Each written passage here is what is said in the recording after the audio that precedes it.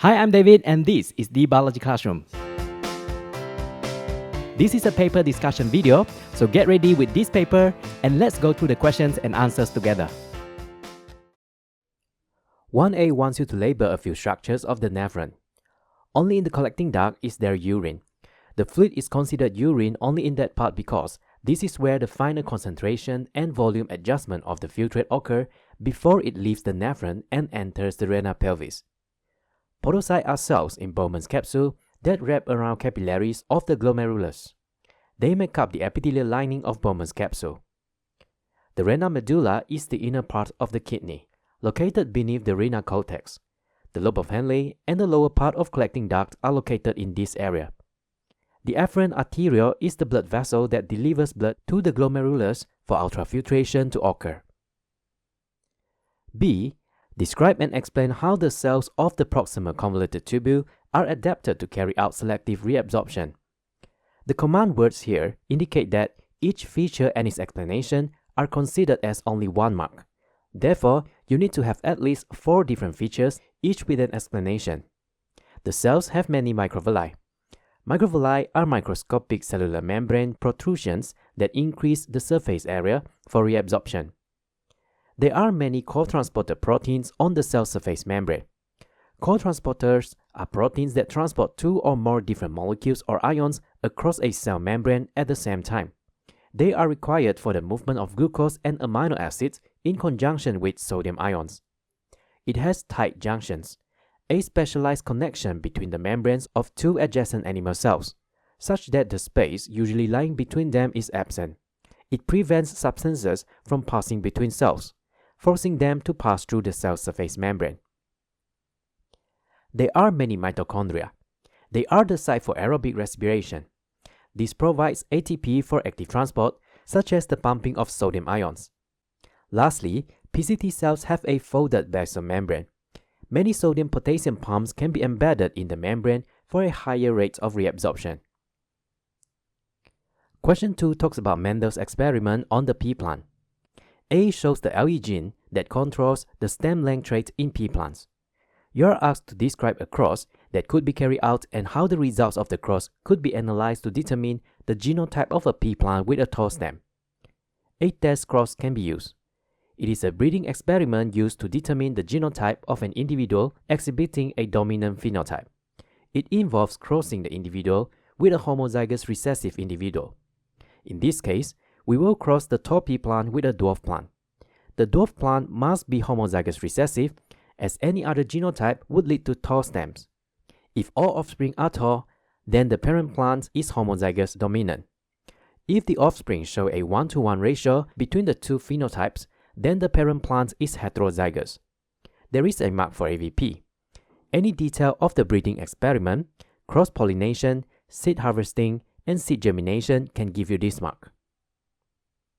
B is about gibberellin. It is a plant hormone or plant growth regulator. You can also refer to it as a cell signaling molecule or ligand. This is a molecule that transmits information between cells, allowing them to communicate and coordinate their activities. Gibberellin causes cell elongation and increases cell division or mitosis. This allows the plant stem to grow taller. It triggers the degradation of DELA proteins, relieving the repression of growth caused by them. Question 3 is about cystic fibrosis. Homozygous refers to the condition in which both alleles of a gene are the same. The effect of a recessive allele is marked by a dominant allele. This allele can only affect the phenotype in the absence of a dominant allele. 2 copies of the recessive allele are needed for the phenotype to be displayed. So, it is only possible to have the phenotype when the genotype is homozygous recessive. B1 wants you to calculate the number of people in the UK expected to be heterozygous using the Hardy-Weinberg equation. The question has shown that Q square, the frequency of homozygous recessive individuals, is 10,800 over the total population. The square root of this value gives you Q. We can then calculate P, the frequency of the dominant allele. The frequency of heterozygous individuals is 2pq. Multiplying the frequency by the total population gives you the number of heterozygous individuals.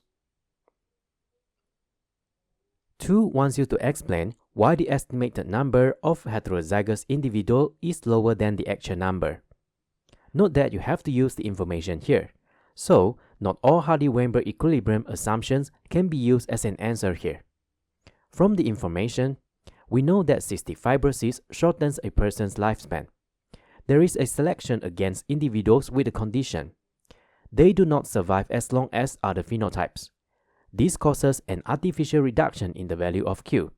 It is not that Q has a lower frequency, but individuals with the alleles die, so they are not counted.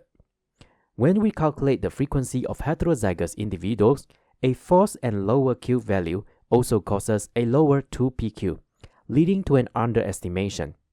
Moreover, some of these individuals would have passed the allele to the next generation before they died, so their offspring have the allele and may be heterozygous, but they are not included in the calculation. In C, we have a table that shows the median predicted life expectancy of cystic fibrosis patients in 4 different years. You are asked to describe the trend and outline how early screening for cystic fibrosis may have contributed to this. The median predicted life expectancy increased over time. You can get the second mark by quoting the data or manipulating it to support the first point. Early screening allows treatment to be started early. This increases the chance of successful treatment, thereby leading to a longer lifespan. Besides, the available treatment may have improved over the years. 2 wants you to discuss the ethical and social consideration of making a genetic test for cystic fibrosis available to adults who may be heterozygous. The command words discuss means that you have to talk about both the positive and negative sides. There is a chance that 2 heterozygous adults will have children who have the disease. So, your answer here should relate to family planning. The test is not done to determine if the adult has undiagnosed cystic fibrosis. People who have a family history of the disease may worry about their children's status. A negative result can help to remove this worry. The results allow them to make informed reproductive decisions. For example, a heterozygous couple may opt for donor sperm or IVF and embryo biopsy. They can plan early for the care and treatment of a child with cystic fibrosis. This can improve the life expectancy and quality of life for the child. However, the test may be expensive and not available for most people. This results in an inequality in society, where the rich are the only ones who benefit. Besides, further genetic testing and counseling are required. This is to confirm the result and to help the couple understand their options. Without this follow-up procedure, the test results alone may have limited benefits. The test is not 100% accurate. A false positive or negative result may have a negative impact on the family. Lastly, it may lead to social stigma and discrimination. The fair use of the results may also create many controversies if there are no proper regulations in place. Question 4 shows the Holstein Friesian cattle. Their milk yield is affected by heat stress. Figure 4.2 shows the mean daily air temperature and the monthly milk yield in a year. A. Describe the trends in air temperature and milk yield from April to August. Note that the question only wants you to describe from April to August. Do not describe the whole graph. The temperature and milk yield increase between April and July and then decrease. Quote comparative data to show the changes.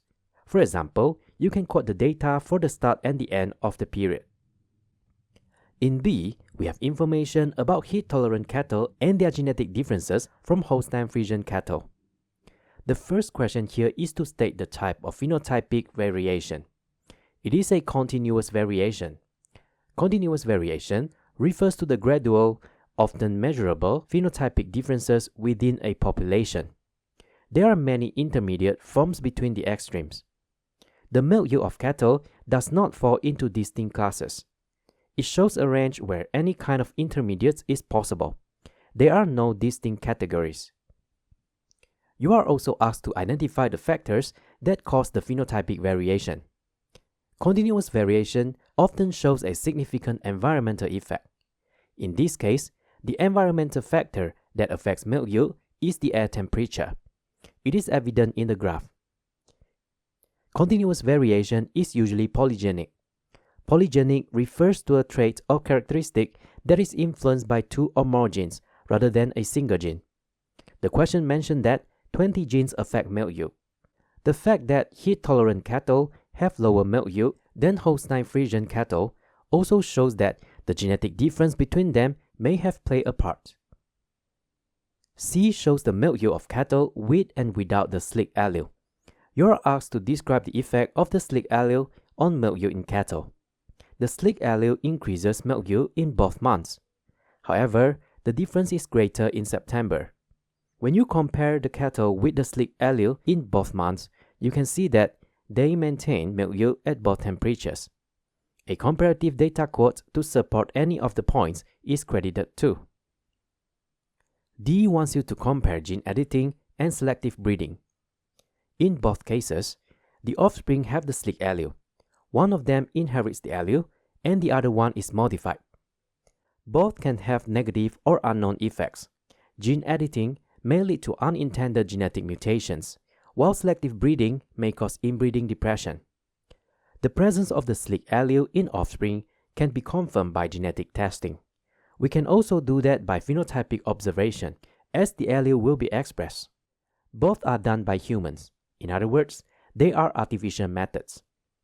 For the differences, you must make comparative statements. Simply describing both techniques would not be credited.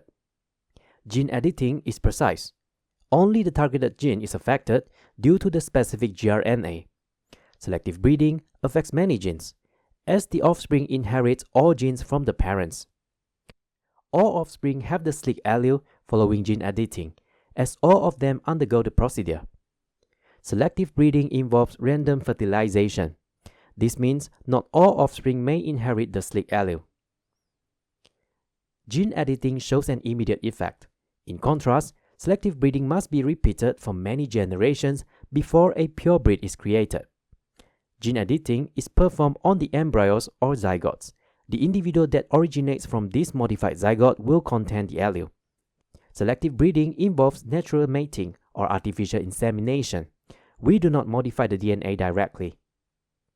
Gene editing has several technical requirements, including a laboratory, trainings, and the use of molecular methods.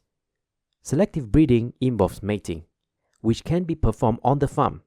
It is a physiological method. The level of complexity is lower in comparison. Gene editing that only modifies one copy of the gene can maintain heterozygosity. This can help to preserve the genetic variation in the population. Selective breeding leads to the elimination of some alleles, causes a loss of heterozygosity, and reduces genetic variation. Gene editing requires regulatory approval because it involves making precise, targeted changes to an organism's DNA, which can have unintended consequences and potentially impact the environment or human health. Selective breeding relies on natural variations and often results in changes that could also occur naturally. Lastly, gene editing does not require outbreeding. Selective breeding requires outbreeding to prevent inbreeding depression. Question 5 wants you to fill in the blanks. The evolution of a new species typically requires a prolonged period. It takes many generations for these changes to occur. Scientists believe that DNA differences between species result from mutations. The species that share a more recent common ancestor would experience fewer different mutations between them. In other words, they share more mutations and similarities. Mitochondrial DNA does not undergo meiosis like nuclear DNA, so it is not affected by crossing over, which only occurs in meiosis. An organized collection of DNA sequence information or data is referred to as a database. The nucleotide sequence in DNA determines the nucleotide sequence in mRNA. This, in turn, determines the sequence of amino acids in the polypeptide coded by it. A microarray is used to detect multiple mRNA molecules simultaneously. It can be used to analyze the expression of thousands of genes, making it a handy tool for comparative analysis. Figure 6.1 shows a respirometer. A student used it to determine the effect of temperature on the rate of respiration of germinating peas. Potassium hydroxide solution is a carbon dioxide absorbent. It is used to ensure that the movement of the colored liquid in the U-shaped tube is solely due to the oxygen consumption. When you want to increase the validity of results, the first thing you can do is to make replicates. A larger sample size enables the detection of anomalies and the calculation of a more reliable mean value. We can also check the consistency of the results. If there is any value that does not follow the trend, we can remove it and make another replicate to improve the validity. We can conduct statistical tests, calculate standard deviation or standard error to check the reliability of the data. We can prepare a control set by having a respirometer with glass beads instead of peas.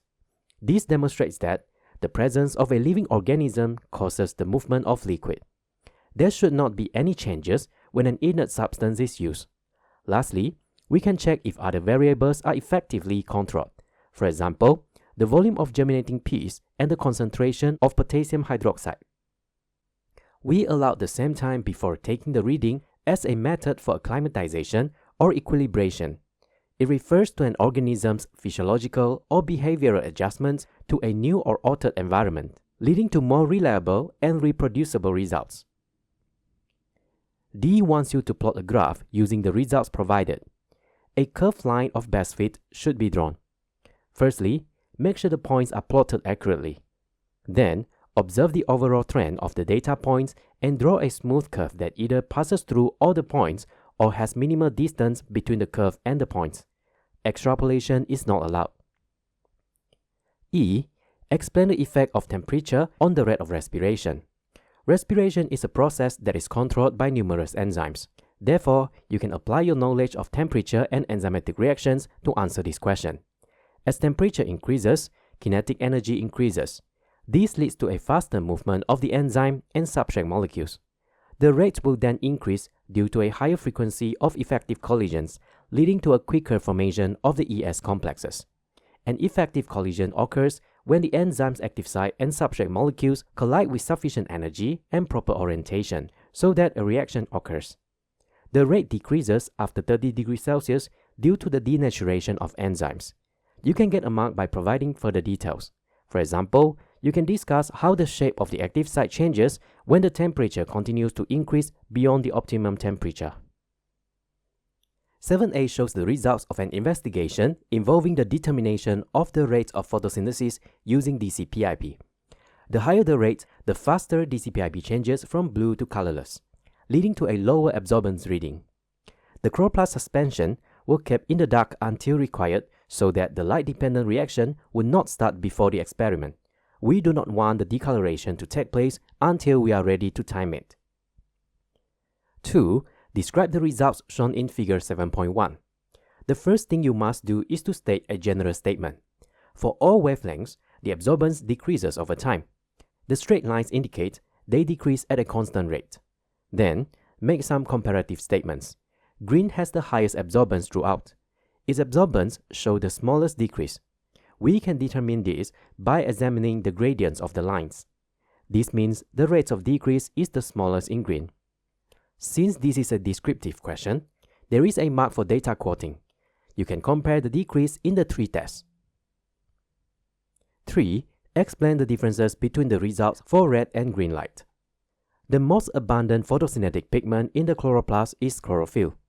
Being a green pigment, they absorb more red light and reflect most of the green wavelengths. Greater energy enables more photoactivation. Electrons are emitted more frequently from the reaction center of the photosystem. There will be a greater rate of electrons passing through the ETC and transferred to DCPIP. So, DCPIP is reduced more rapidly, resulting in faster decolorization. B wants you to determine the factors that can directly affect the Kelvin cycle and photophosphorylation. Carbon dioxide is used in the Kelvin cycle for carbon fixation by Rubisco. It is not directly involved in the light-dependent stage. Light intensity directly affects the light-dependent stage, but not the light-independent stage. This is because of the photoactivation of the photosystems. Temperature affects both because it changes the kinetic energy of molecules, leading to a higher or lower rate of enzymatic reactions. Figure 8.1 shows a rat that can be trained to detect TB infection using its sense of smell. Receptors for smell and taste are called chemoreceptors. They are cells or structures that detect changes in chemical stimuli. 2. Suggests why African giant pouch rats trained to detect Mycobacterium tuberculosis may also be able to detect other species of Mycobacterium that cause TB. They rely on the chemical substances released by the pathogen for detection. Different Mycobacteria species may produce the same or similar chemicals, resulting in similar stimulations of the chemoreceptors in the rat. This may be due to the genetic similarities between the bacteria. They share common ancestors, and this causes similarities in many genes. You can also relate this to the fact that they belong to the same genus, meaning that they are closely related. B shows the classification of living organisms. The taxonomic classification system uses a hierarchical structure, with each level representing a different level of organization. The levels descend from broadest to most specific. They are domain, kingdom, phylum, class, order, family, genus, and species. The scientific name of an organism consists of two parts. The first part of the name is the genus, always capitalized, and the second part is the species, written in lowercase. C wants you to outline the differences in the characteristic features of eukarya and bacteria. In this type of question, you have to make comparative statements that include information about both.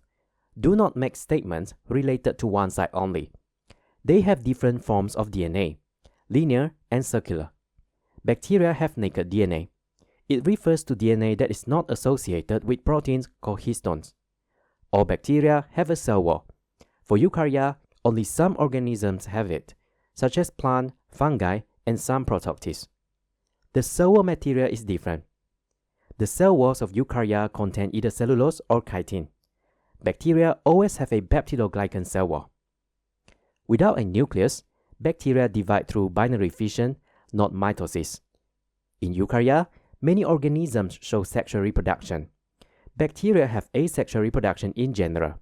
Their sexual reproduction does not involve the fusion of gametes, but processes such as conjugation, transformation, or transduction.